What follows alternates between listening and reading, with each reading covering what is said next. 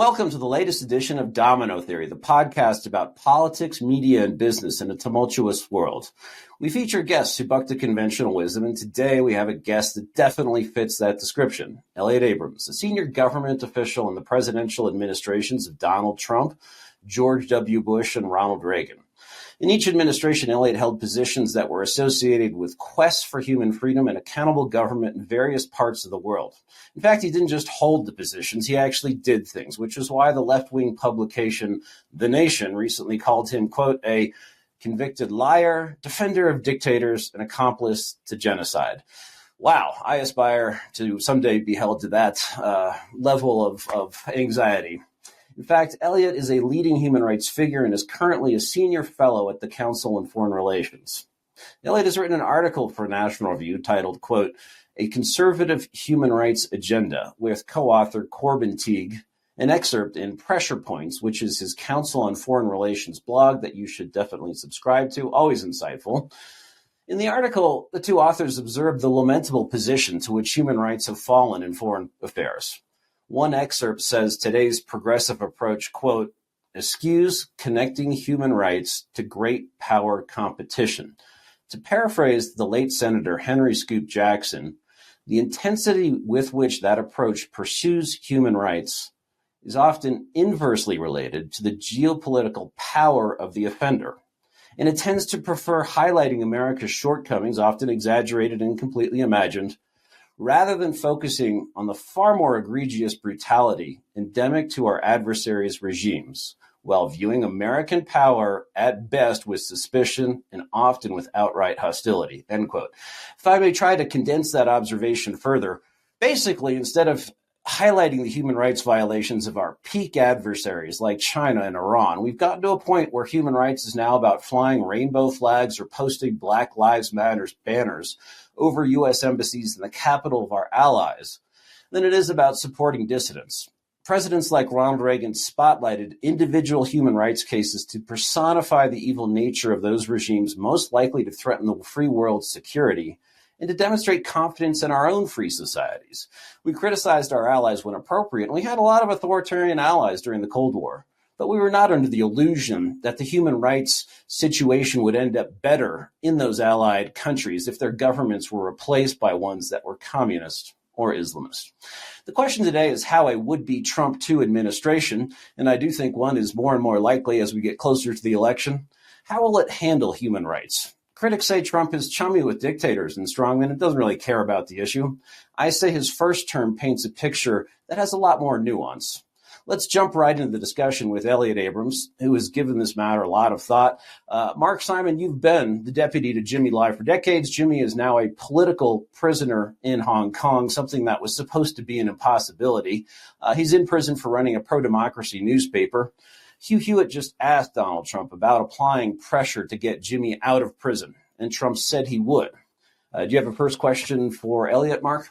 Well, first of all, lovely to see everybody. My question to you is, where do we in the conservative movement push for human rights now? In other words, Kristen made a good run up there. It seems that somehow it's not part of our lexicon anymore. You don't hear it that often. Where do we push? Where do we start to push? Well, first, it's great to be with both of you today. Where do we push? You know, this situation is a bit like the one after Jimmy Carter.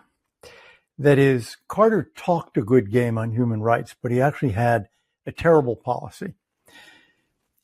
The effect of his talking so much about human rights was that a lot of conservatives said, oh, that's a left-wing cause. We're not interested in that. That's not for us. That's for them. I think something of that has happened with Joe Biden, and I think it's important that we get back to saying, no, actually, we have a much better human rights history, much better human rights record than the left, which is both defending dictators on the left and ignoring their human rights abuses and not getting anything effective done. So I'd answer your question, I think, in two ways to start. First, don't lose any more countries. It's easier, I think, to keep a democracy than it is to try to recover a dictatorship that decades ago might have been a democracy. And the one I have in mind for Joe Biden is Tunisia. Tunisia was a democracy when he became president, and it isn't now. And, Tunisia's tiny. This is not like trying to turn around China. How much money would it have cost to give a little bit more of a push to Tunisia and its president who's leading it into dictatorship? So that's first. I'd say let's look around and see what the weaker democracies are and whether we and democratic allies can do something about that. Second, I think it's really important to support people who are on the front line of defending democracy. What I mean by that is, in all of these countries, Hong Kong is a good example, but almost any, Russia, Iran, there are people who are risking their lives and certainly their livelihoods. Helping them is not magic. It's not brain science. It means money sometimes, small amounts of money. Who takes care of your family while you're in some dictator's prison? Maybe they need to leave the country. Maybe you've just gotten out of 5 years in prison for doing nothing, and you need a month or 2 or 3 in a neutral port, to just recover. I think our support for the individuals on the front line is really critical. And let me say a third thing, and this really Christian was getting at in the intro, and I think this is what Reagan got right most of all. We need a balance of power in the world that favors freedom. If it looks as if the Russians and the Chinese and their allies, North Korea, Iran, whoever, are winning, that's terrible for the cause of freedom everywhere. If it looks as if we're back, the United States has the most vibrant population, the most vibrant economy, growing military power, growing influence, that really helps the cause of freedom everywhere without us actually doing anything else. There's a start. It's interesting you mentioned Tunisia, because that's not one that's in the headlines a lot, but that was one democracy that really, if it's the only one, it was a bright spot in Arab Spring, which was otherwise very disappointing. I was a big believer in the Arab democracy project, if you will, that if you remove the Baathists and you keep Iran on the back foot, that you might have, especially beginning in places like Egypt. It may not look like our version of classical liberalism, but it'll be something that's better than the alternatives of either theocracies that are not checked or military governments. But Arab Spring was pretty disappointing as time went by. There was a contest between the Muslim Brotherhood and more traditional Democrats. Morsi, the Islamist, won. He only won 52-48, I think. But nonetheless, you had Islamists voted into power, and then military governments take back power, which I would argue was actually in U.S. interest if the alternative is something that looks more like Iran. But you're right, Tunisia was this one exception, and it seems to have gone by the wayside with very little objection from Washington. Question for you, though. When we talk about support for non-democratic countries and governments in our fight against the big-time threats, Saudi Arabia often comes up. And, of course, Biden came to power saying he was going to make a pariah out of MBS, de facto ruler, who did order the brutal murder of a Washington Post columnist in Istanbul. In the Bush administration, in the Trump administration, was there behind the scenes, or for that matter, the George W. Bush administrations, was there behind the scenes power again or pressure on these regimes to reform, to change, that is lost when you come in like Joe Biden and sort of say, we're going to put you in the corner with a dunce hat on? Yeah, it's a very interesting question. On the question of Mubarak, Morsi, the army in Egypt, and on the question of Saudi Arabia, I want to throw in a word that I think is important here, and it's legitimacy. I would argue that the government of Saudi Arabia is legitimate. in the eyes of its own people. That's what I'm talking about. That is, legitimacy basically means that they don't think there's a realistic alternative that would be better for them. And I think Mohammed bin Salman, the crown prince, has been very smart in sort of thinking about, well, what do people want? What is it that I could do? And it's not democracy in his case at all. There was a famous case, I was in the government, in the Trump administration, this would be 2020, where they allowed women to drive. Huge change in Saudi Arabia. About 3 or 6 months before that, there was a demonstration by a few women who got behind the wheel of cars and drove. And they put them in prison. And then they didn't let them out. And they didn't let them out even when they changed the rule about women driving. Why? Because what they were saying was, we make the rules. You don't make the rules. You don't say this is not fast enough. This is too slow. We decide.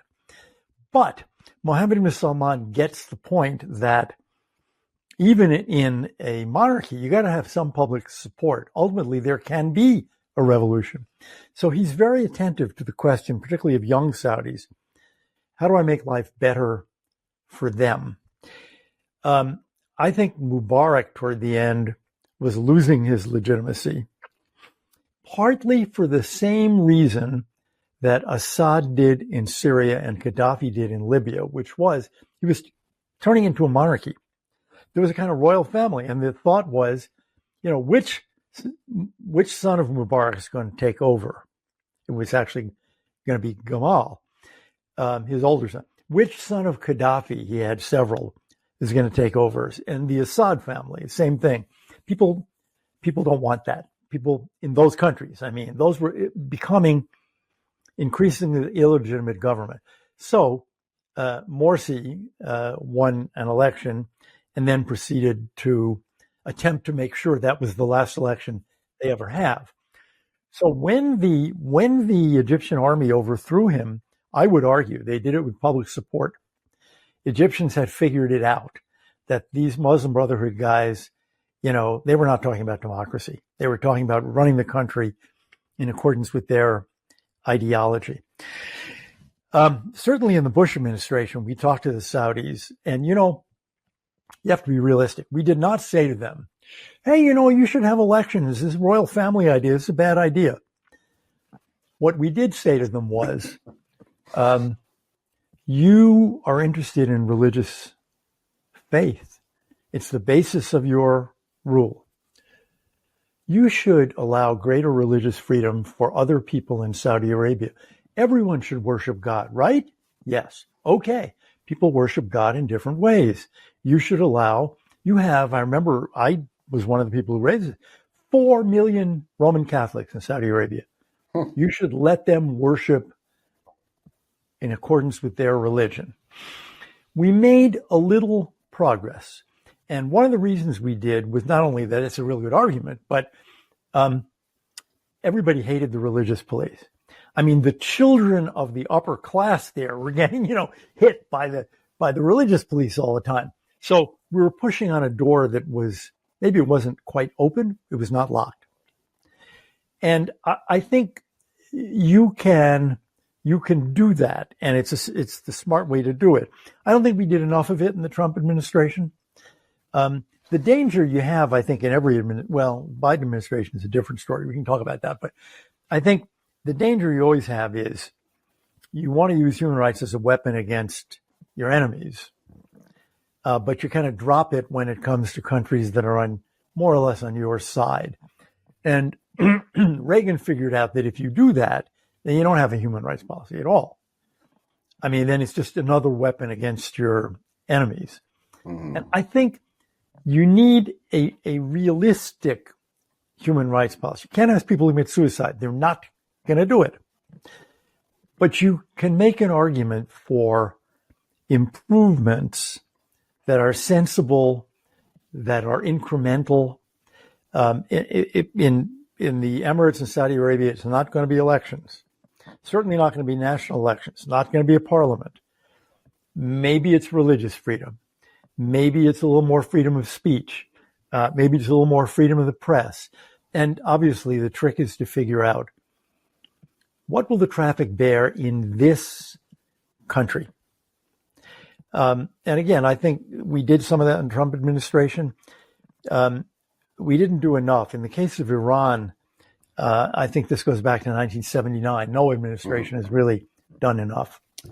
Let me ask you another question on this. In that, internally, when we talk about the drivers, I'm starting to become of the belief that basically human rights is going to be part of our foreign policy again, because we have what I call a high information electorate now. In other words, we have a lot of people out there, they're watching videos, they're seeing things.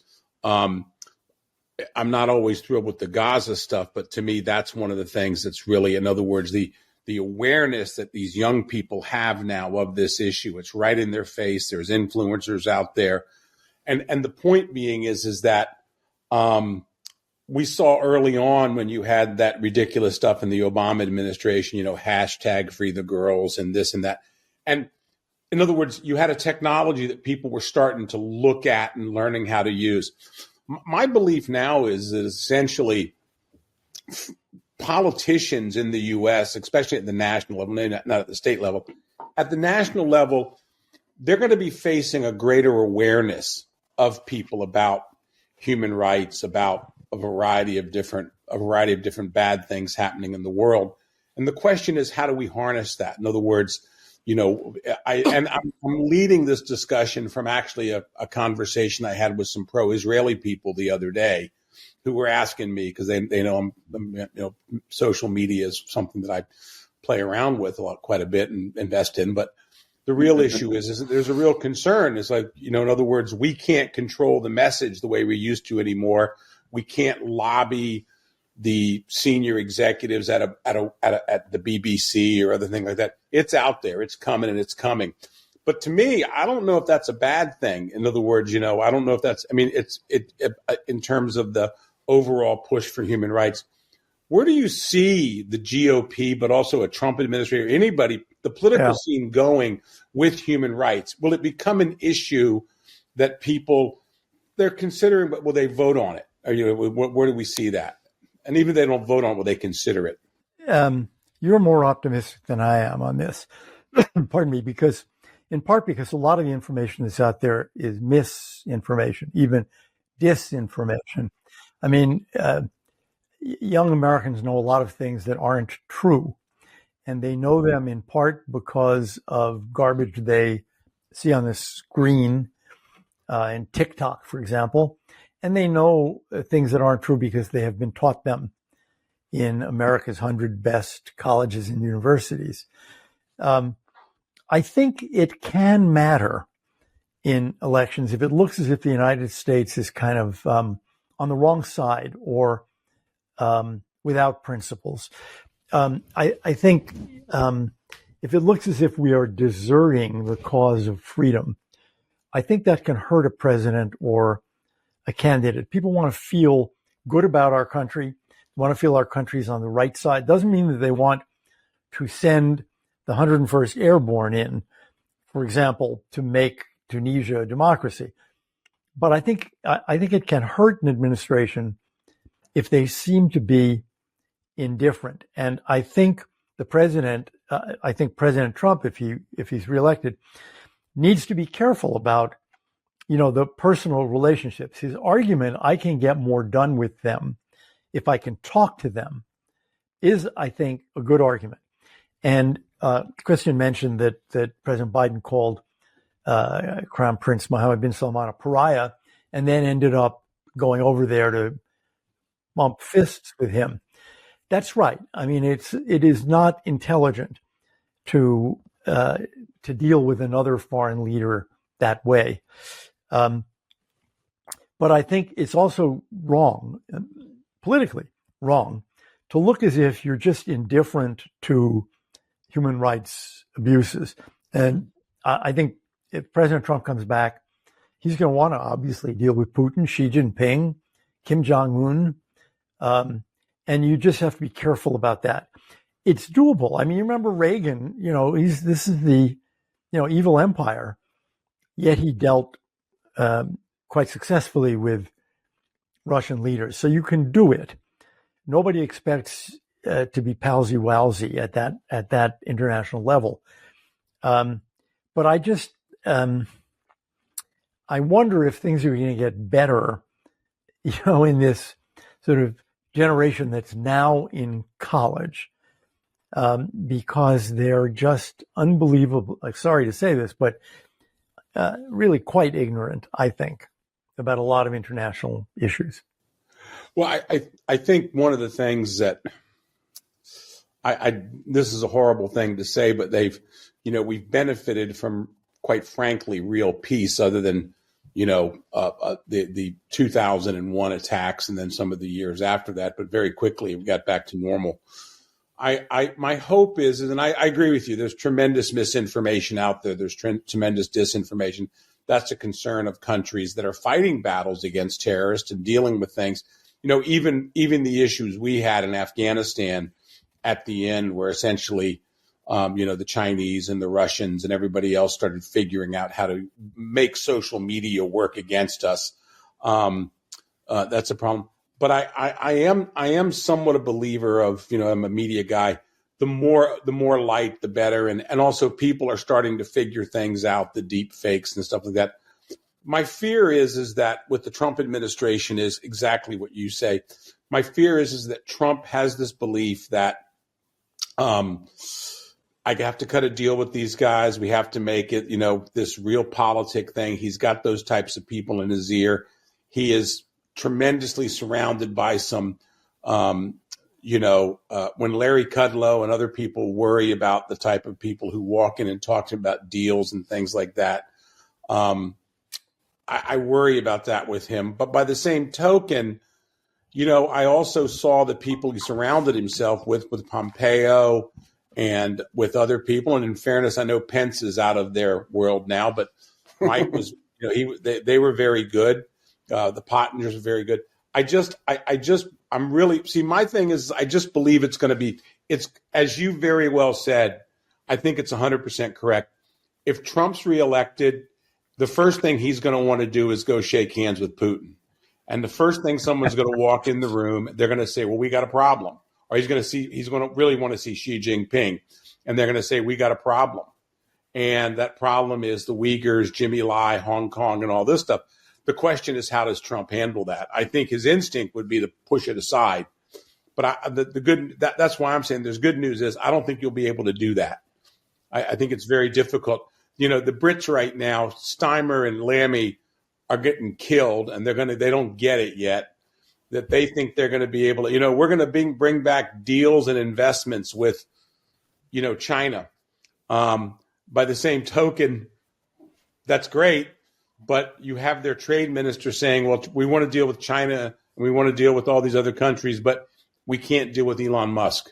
So in other words, but it's the funniest interview I've seen in a long time. He just looked like an idiot. But that's Elon Musk is the bad guy. Xi Jinping, we want to invest in our country. Very, very, very strange stuff. So what do you think? The other thing is, what do you think in terms of where we're heading when we deal with China in particular? Because they are, in my mind, the Russians are problematic, but everybody knows the Russians. My real concern is, what do you think where's our pressure on China on human rights? What do we do with them?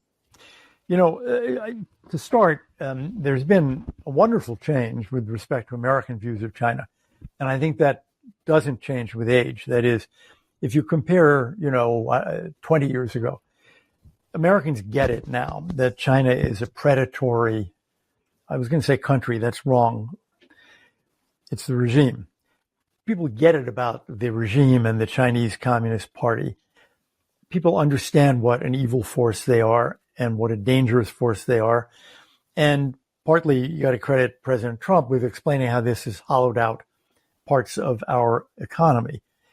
So that's a very good thing. What can we do for human rights?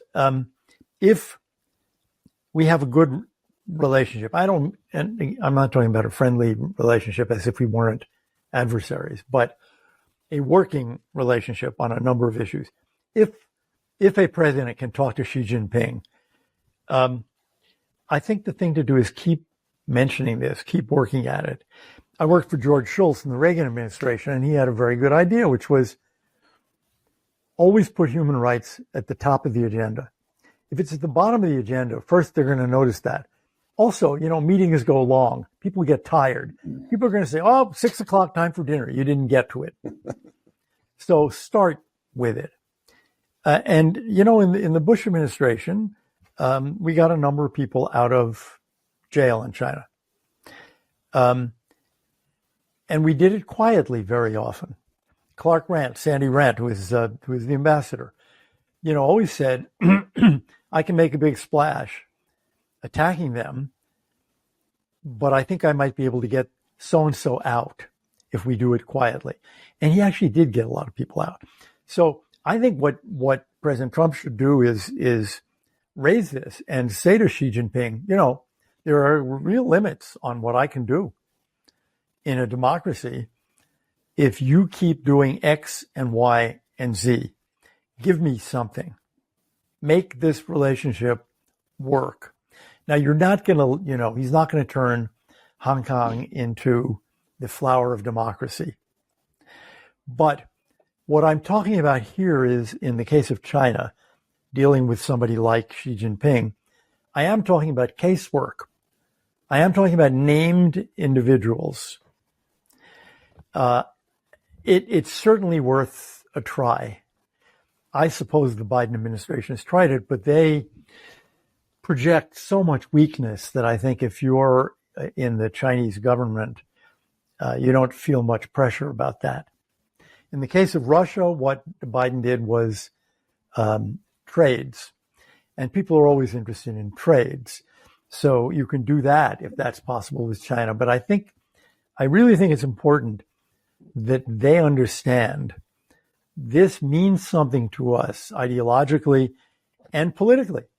The administration is going to get creamed if it looks as if they're indifferent. Yeah, it's so interesting when you talk about how this is ranked, because often the media will ask, did you bring up human rights when you talked with so-and-so? This parade of cabinet level officials from the Biden administration starting, I think it was 2 summers ago, I called it the Summer of Love. And this idea that we're going to send the Treasury Secretary and the Secretary of State, the National Security Advisor, and they actually quantify this. In the same way, Hillary had a website that actually showed how many miles she had flown as Secretary of State, as if that was some sort of accomplishment. They brag about how long these meetings are, and I just can't imagine being a note taker in a 5-hour meeting between Xi Jinping and Joe Biden or whoever. But human rights is probably at the bottom. And as you know, also, whether it's being raised by a president or secretary of state or just a first secretary at an embassy, there's a way they can raise it by saying, hey, I need to raise this for the yokels back home, but I'm required to my government to ask you about the status of Jimmy Lai and his condition in prison and blah, blah, blah. Yep. But it's clear to them that it doesn't matter. Anyway, if I could shift back to what you said about Iran and how we've never really done enough about that. That extends back to the Carter administration, but even in the Reagan administration had a mixed record. There have always been these stealthy, mythical moderates in the Iranian regime in Tehran that are just about to take power if we only throw them a bone. And that story has extended decade after decade after decade. In the Reagan administration, stemming from his Westminster speech, there was this idea of institutionalizing these pro-democracy instruments, and that led to the National Endowment for Democracy and its other components, the International Republican Institute, National Democratic Institute, the Chamber one. And you still have these leftovers from the Cold War, and some of them have grown a little bit. Voice of America is still out there kicking. Radio Free Europe, Radio Liberty, which was created by the CIA and then handed over to what I guess was the USA or handed outside, I forget, but they're still around. They were supplemented by Radio Free Asia in the 90s.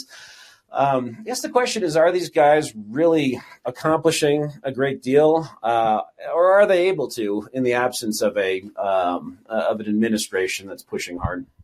Well, the one-word answer is yes, or 3-word, yes, they are. My complaint about our Iran policy goes, of course, well beyond the area of human rights. we've been literally letting Iran get away with murder for decades. I mean, murder of Americans for decades. There's only 2 times, I think, Reagan in '88 sank about half their Navy, and then Trump killed Soleimani, the head of the Quds Force of the Revolutionary Guards. In between those, and since those, they're still trying to kill Americans, and they are basically immune. So they keep doing it. On the human rights side, we've always been in favor of democracy and human rights in Iran, and it is the ultimate answer. I mean, the people of Iran are the ultimate answer to that regime. They hate the regime.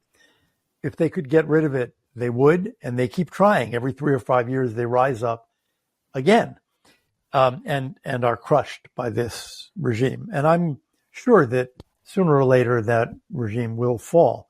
Whether it's a year from now or 30 years from now, we don't know, and we've never been able to predict that kind of thing.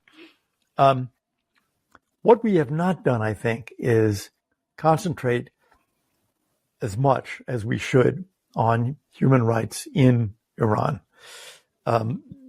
When Iranians, for example, want to know what's going on in the world, they tend to listen to Iran International, which is a Saudi-backed station in London, or Iranian exile stations from California, or BBC Persian, or Israel has a Persian language station. We're way down the list. VOA is way down the list. And, presidents come and go, and we never fix it. Occasionally we change the hardware, not the hardware, the chairs around the table. As you said, the acronyms change. We had the Broadcasting Board of Governors and U.S. AGM, and we've got radio this and radio that, but at least in terms of Persian language broadcasting, we're not doing anything like what we could do and should be doing, because you've got, people who are all literate and desperate for information on the airwaves, in writing. Everybody in Iran seems to have a VPN to get to the internet. So we're not doing that. I think the agencies that you talked about, let's take National Endowment for Democracy, International Republican Institute, National Democratic Institute. The National Endowment for Democracy now has a big program helping frontline democracy activists. And I think they do a good deal more of it than, say, the State Department Human Rights Bureau or USAID. And they do it better and they do it faster.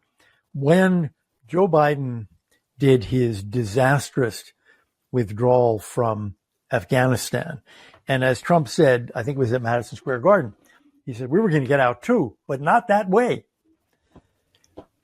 We left behind thousands of people who had worked with the U.S. government agencies. National Endowment for Democracy instantly started, saying, we're going to get you out. Here's how you can get out. Get on this flight. Get to Pakistan. We'll take care of you. We're going to set up offices in that city outside of Afghanistan so you can continue your work. And they've rescued thousands of people. I've actually met some of them. I mean, I'll tell you one story because it's worth telling. We did an event for the Afghans who were here, and it would be the summer of 22, probably, so two years ago. And one of them got up holding his new baby son, like 1 month old, in his arms, and he said, my father had to flee Afghanistan to flee the Soviets. And now I've had to flee Afghanistan to flee the Taliban. But this baby, he said, he will never have to flee because he's an American. I thought, yes, this guy gets it. This guy gets it. Ned did that. And I think if you look at what IRI is doing and the Democratic Institute, they're just more agile than the U.S. government. I mean, who's shocked by this, right? They're more agile than USAID. Right. What a shocker. How amazing. And they get it done for less. Another shocker. So I think we should continue to do that kind of work. And Iran particularly, because, sometimes people make the argument, well, the people of the country, they're so different. There's different culture. They don't want what they do. They want democracy. They never chose an Islamic republic. They hate the regime. And, it's someday they will thank us for all of this when they're free. You bring up Iran. I've been dealing with Irvin Kotler, the human rights advocate in Canada. Yeah. And I saw Irvin about a year and a half ago, and he came in and he's got a full bodyguards, because he's on their list. The Iranians have decided they're going after him. And, you've got Mike Pompeo. I saw him recently, bodyguards. These are men who you should be free to walk around society. And my question is, leading on the human rights violators. In other words, in Hong Kong, the actual sanctions, I'm not always a huge fan of sanctions, but the actual personal sanctions on these individuals. I was talking to a U.S. diplomat a few months back, and I was saying, well, what's the effect of the sanctions and on the people in Hong Kong, the government officials? And he said, Mark, the Chinese never say anything about it. He goes, I don't think they even think about it. In other words, in their world, they're doing that. He said, but the Hong Kong guys are going crazy. They can't stand it. And he said it reminded me of, believe it or not, the Iranians. He said the Iranians, their families expect to be able to go to Europe. They expect to be able to move around. And so my point is like, I saw that you used to see the same thing in Myanmar. We did a little bit of work down there. And, the fact of the matter is like they expect to be able to go to Hong Kong. They expect to be able to come to a lot of different places. What type of regimes are there for actually going after the individuals? Because it is individuals who undertake these human rights violations. Is that a way to go? In other words, like just name some bad guys. At least that gives you a lot of drama. It is the one thing in Hong Kong that has really, in my mind, hasn't changed their behavior, but it's mitigated it, I think, a little bit. Well, I agree. Pardon me. I think this is a very good way to go because it's targeted. For example, in the case of Iran, it is still the case that there are Iranians here whose parents pay for them to be here because they're part of the regime. We should be targeting those parents and we should be saying, no. You don't get to put women in prison because they didn't cover their hair and then send your kid to an Ivy League school where he or she lives off the fat of the land. No, we don't want them out. I think it's good to do that in every case. It is a stigma. I think at our end, I have to say, I've been sanctioned by Venezuela and Iran, and it is sanctioned. I thank God. I mean, I haven't been sentenced to death. I don't need the bodyguards that Pompeo has and several other Americans, John Bolton. These guys are out of power now 4 years. They still need protection. I think that along those lines, by the way, I do think that if President Trump comes back, he should make it clear to Iran that if any of those people ever gets hurt, they will all be dead. It's shocking if you think about it. This is a government, and it is threatening the lives of these American citizens for years now. And we kind of think, well, that's unfortunate. It's not unfortunate. It should be punished. I'm very much in favor of the personal sanctions. It can matter for the families, for some of these guys, their wives want to go on shopping tours. They want to stay in the best hotels. They want to have credit cards. They want to have foreign bank accounts. We can interfere with a lot of that. Not 100%, but we can make life harder. And it's absolutely worth doing. There is no downside. I want to add to that. One of the things is that Mitch Daniels at Purdue was very, very solid, and Larry Yarn at Hillsdale and some other schools. And it's starting to grow now where there are senior officials in China, and their children, of course, want to come here. And I'm going to hope we can get it. I don't know if they'll do it, but I would like to get the list of the top 1,000 Chinese Communist Party officials and just let them all know your kids are coming in. And I'd get them, to be perfectly honest with you, I'd want the officials to be in the ages between 40 and 60. And that's because that's the people who are going to have either college-age kids or kids coming to college. So it is very targeted. It is very nasty. And to me, also the simple fact is, I'm starting to believe more and more at our top tier institutions. You know what I'm saying? That's where they want to be. And so I hate to say it, if they want to go to, a not such a good school, I'll have a certain attitude towards it. And that's very difficult to enforce, I know. But no, you are right. And it is one of the things that I wonder about. Just one still quick story on Irvin Kotler was Canadians who would see him and would meet us. If you're in Ottawa, they kind of get it. But in other places, they would be shocked. I mean, he's got a real detail. It's not just two guys walking around with him. He's got a full-on 3-car detail, and the threat's pretty high. Wow. And my fear is that, I think the reason why Modi tried to do what he did is because they figured, well, the Iranians can get away with it. We can get away with it. I think the Russians will probably be not far behind him, and I think the Chinese probably would be reluctant. You know what I'm saying? I mean, it's in their nature to be more cautious. You wouldn't want to be the Chinese official who, authorized this, and then the blowback comes, in their system. In other words, what's the upside? And they really don't think about dissonance as much as I think. Where the Iranians have done something different is Putin's been killing Russians overseas. And I think that's true in the other cases. In the case of Iran, these are not Iranian Americans. These are not Iranian exiles.